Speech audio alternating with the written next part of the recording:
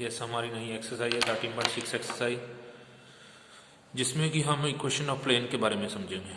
Equation of plane, तो इससे पहले हमने लाइन के बारे में समझा, लाइन की इक्वेशन समझी, उसके सारे कंसेप्ट हमको बता दिए मैंने पिछले सभी लेक्चर्स में। R equal to a plus lambda b, इसमें ए वेक्टर पासिंग पॉइंट होता है और बी वेक्टर हमारा डी आर होते हैं। वैसे इक्वेशन ऑफ प्लेन भी होती है। इक्वेशन ऑफ प्लेन का फॉर्मूला ये होता है r dot n is equal to q. इसमें एन वेक्टर कौन होता है? एन वेक्टर होता है उसके ऊपर नॉर्मल वेक्टर जो उसके ऊपर परपेंडिकुलर होता है। जैसे ये प्लेन है आपके पास, X axis, Y axis, Z axis, Z, ये एक प्लेन है, प्लेन के ऊपर एक नॉर्मल वेक्टर है एन वेक्टर। और Q is any scalar distance होता है, स्पेशल मेंशन नहीं होता, स्केलर डिस्टेंस। ठीक है, जो डी आर नॉर्मल वेक्टर है उसको डी आर से भी जानते हैं प्लेन के। और आर वेक्टर की जगह आप एक्स आई वाई जे जेड के पुट करोगे और एन वेक्टर कुछ ना कुछ दे ही रखा होगा, क्योंकि वो डी आर से डिनोट होते हैं प्लेन के, इसलिए ए आई बी जे सी के नाम के ही ले लिया हमने। अब मैं अगर आर की जगह आर के साथ एन और आर और एन दोनों का डॉट करते हैं तो एक्स आई वाई जे जेड के का डॉट अगर आप ए आई बी जे और सी के साथ करते हैं और इक्वल टू क्यू रखते हैं तो हमारा ये मल्टीप्लाई करने पर A X plus B Y plus C Z equal to Q, ये हमारी कार्टेशियन फॉर्म बन जाती है। ये वेक्टर फॉर्म है, ये कार्टेशियन फॉर्म बन जाती है। आगे बात समझ। तो अगर आपको इस फॉर्म में से डी आर बताने हैं तो आपको बता ही दिया कि एन वेक्टर होता है। जैसे हमारी लाइन की क्वेश्चन हुआ करती थी, लाइन की क्वेश्चन में ये डी आर हुआ करते थे, ये पासिंग पॉइंट होता था। वैसे प्लेन की क्वेश्चन में भी ये एन वेक्टर होता है, वो डी आर होते हैं। और कार्टेशियन फॉर्म में ये जो एक्स वाई जेड के कोफिशिएंट होते हैं, coefficient of x y z होते हैं जो, वो आर डी आर होते हैं। तो अगर आपको इसमें से डी आर पहचानने हैं तो एक्स वाई जेड के साथ जो मल्टीप्लाई पड़े हैं, और इसमें जो डी आर है वो आर के साथ जो डॉट पड़ा होता है।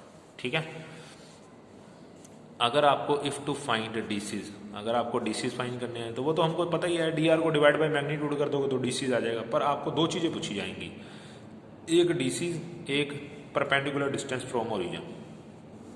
If two find DCs and perpendicular distance from origin, ये दो चीज़ें अगर आपसे पूछी जाएं तो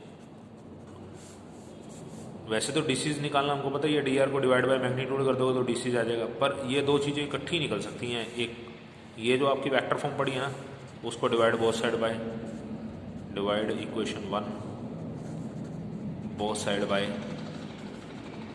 एन का मैग्नीट्यूड, एन के मैग्नीट्यूड से दोनों तरफ डिवाइड कर दो। R dot n divide by n का मैग्नीट्यूड इधर भी, और क्यू डिवाइड बाय एन का मैग्नीट्यूड इधर भी। ये बन गया r dot n cap is equal to, और इसका नाम रख दिया हमने पी। ठीक है, किसी वेक्टर को उसके मैग्नीट्यूड से डिवाइड करोगे तो कैप ही बन जाता है ना, यानी कि यूनिट वेक्टर बन जाता है, और इसका नाम हमने से पी रख दिया।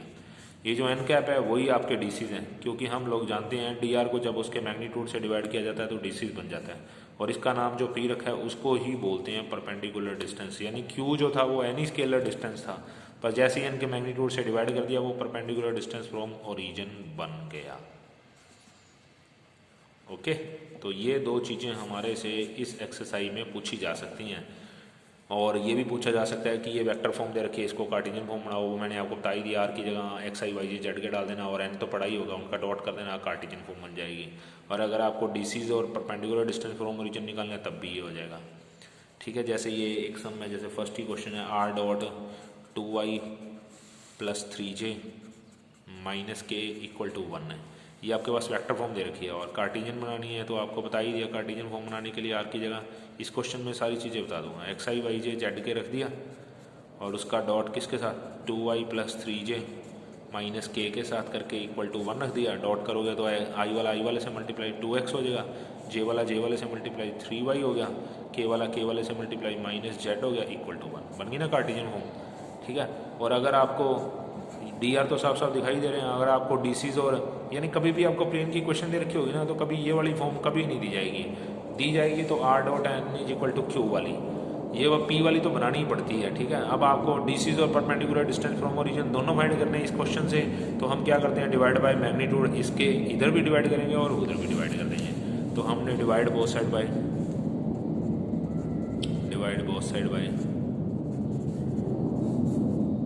का स्क्वायर, 3 का स्क्वायर और 1 का स्क्वायर, यानी कि 4, 9 और 1, यानी कि रूट 14 से R dot 2y plus 3j minus के डिवाइड बाई रूट 14 इधर भी और उधर भी।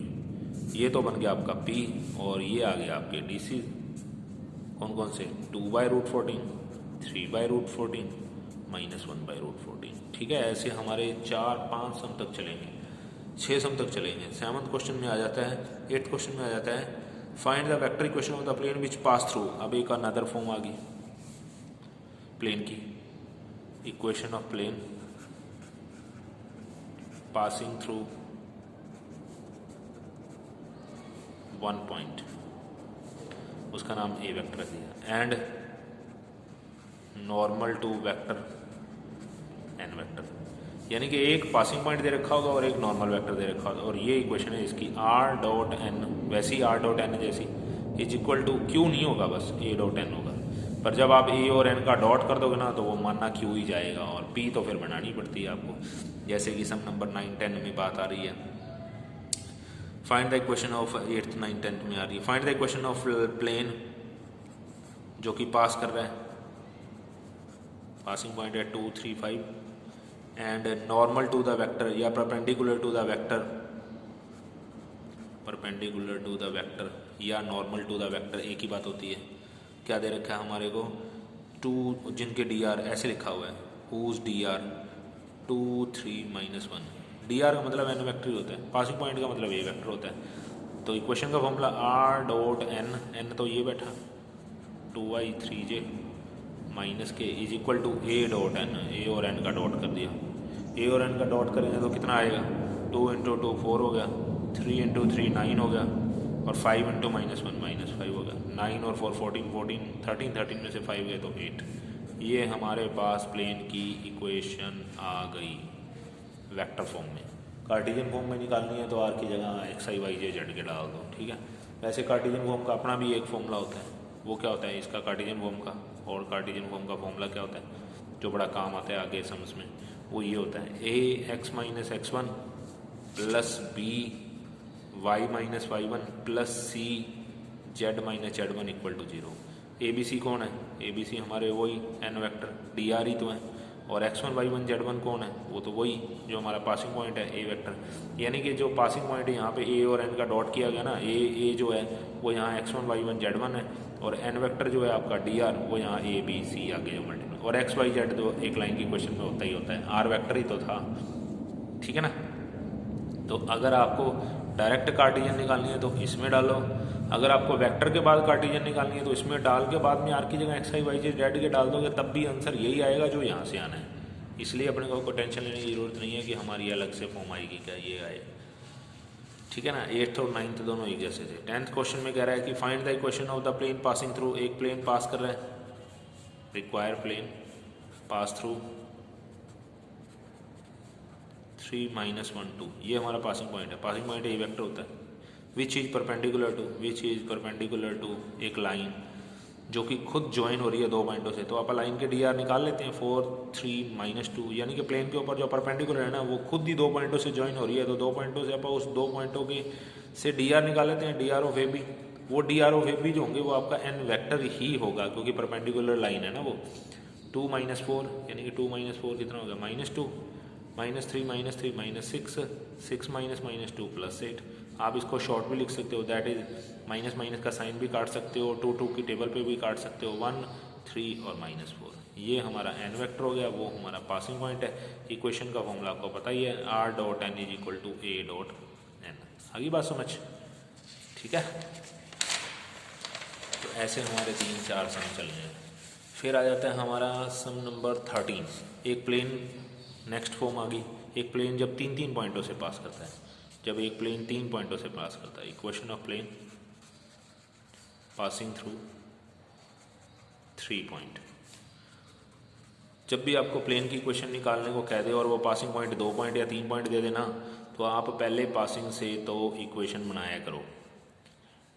ये पासिंग दे रखे हैं 0 1 1 1 1 2 एंड -1 2 -2। तो हम लेकर चलते हैं, let equation of plane which pass through जिसका पासिंग पॉइंट क्या दे रखा है, पहला पासिंग पॉइंट ले लो, विच पास थ्रू कौन सा 0 1 1 एंड लेट डी आर मान लो कौन से ए बी सी, क्योंकि डी आर तो दे नहीं रखे ना, तीनों ही पासिंग है प्लेन के। तो इक्वेशन का फॉर्मूला हमारा वही कार्टेशियन वाला याद कर लो, a x minus x one पहला पासिंग है 0, b y minus y one 1, c z minus 1 equal to 0। लो जी, प्लेन की इक्वेशन बन गई, पर इसमें ए बी सी अननोन है। पर आपकी प्लेन की जो इक्वेशन अब बनी है वो पहले पासिंग से तो बनी है, बाकी तो इसमें सेटिस्फाई कराएंगे, because equation 1 also pass through किससे 1 1 2 से, so it must satisfy. Satisfy करने का मतलब है अभी x की जगह तो 1 डाल सकते हैं, b y की जगह फिर 1 डाल सकते हैं, c z की जगह 2 डाल सकते हैं, इक्वल टू 0। रिजल्ट आ गया a plus 0b plus 1c equal to 0। A b c में एक इक्वेशन बन गई, बिकॉज इक्वेशन 1 तो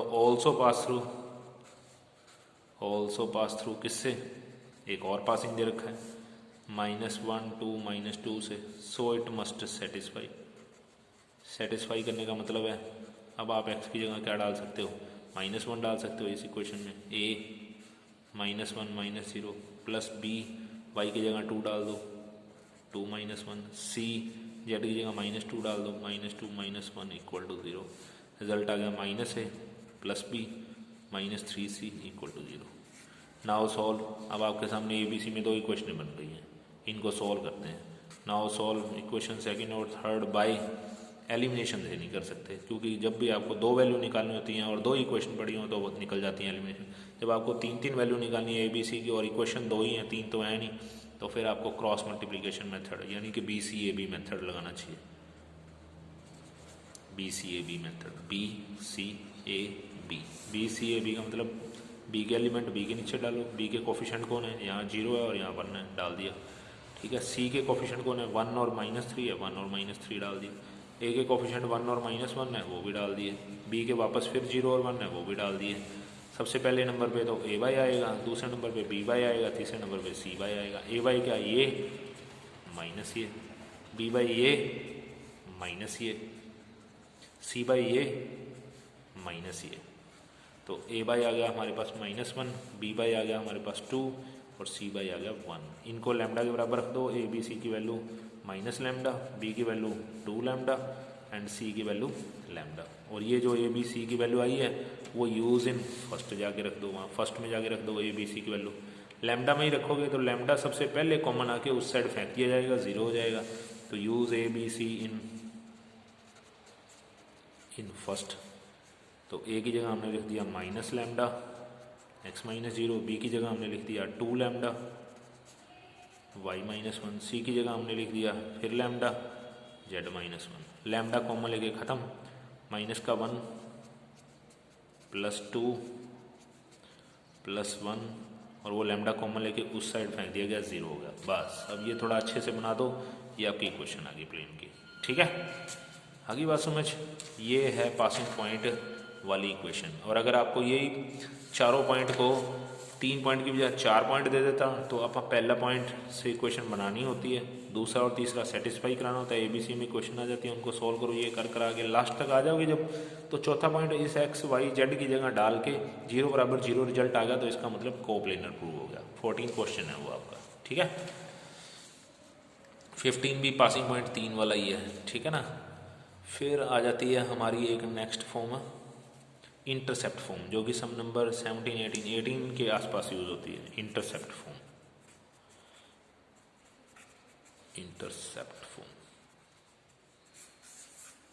वो प्लेन की लास्ट फॉर्म है। मतलब इस एक्सरसाइज में 3 फॉर्म थी हमारी, आगे 1-2 और फॉर्म यूज हो जाएंगी बस। अभी ये होता है, अभी कोई प्लेन है जो तीनों एक्सिस को जितने जितने डिस्टेंस पे कट करता है ना, वो उसके इंटरसेप्ट होते हैं, A, B और C। तो ये होती है intercept form, x/a, y/b, z/c = 1। A कौन है, x इंटरसेप्ट, B कौन है, y इंटरसेप्ट, C कौन है, z इंटरसेप्ट। तो अपने पास तीनों इंटरसेप्ट्स दे रखे हैं 18 क्वेश्चन के अंदर, या 18 के फर्स्ट पार्ट में find the equation of plane जिसकी x इंटरसेप्ट 2, 3 और 7 दिए हुए हैं, 2, 3 और 7। तो इक्वेशन का फॉर्मूला बहुत आसान है, x by a y by b z by c equal to 1, बस ठीक है। और अगर आपको इंटरसेप्ट फॉर्म दे रखी है और रिड्यूस करना है, और रिड्यूस जैसे ये सम नंबर 19 में 2x plus 3y minus z equal to 6, ये कोई क्वेश्चन दे रखी है, वो कह रहा है ये इंटरसेप्ट फॉर्म में रिड्यूस करो। इंटरसेप्ट फॉर्म वही होती है जिधर इधर 1 हो, जिसके 1 यहाँ हो। अब 1 कैसे बनेगा, जब आप डिवाइड बाय 6 कर दोगे, तो सबको 6 से डिवाइड कर दो, 6 बाई 6 कट के 1 होगा, तो इधर 1 होना चाहिए। तो ये x बाई कितना हो गया 3, ये y बाई 2 और ये z बाई 6 नहीं -6, क्योंकि आपने को यहाँ प्लस दिखाना है। तो ये a हो गया हमारे पास 3, b हो गया हमारे पास 2 और c हो गया हमारे पास -6। बस a b c हमारे को तीनों इंटरसेप्ट्स बताने थे, ठीक है। ओके, ट्राई करना, एक्सरसाइज कंप्लीट है आपकी ये।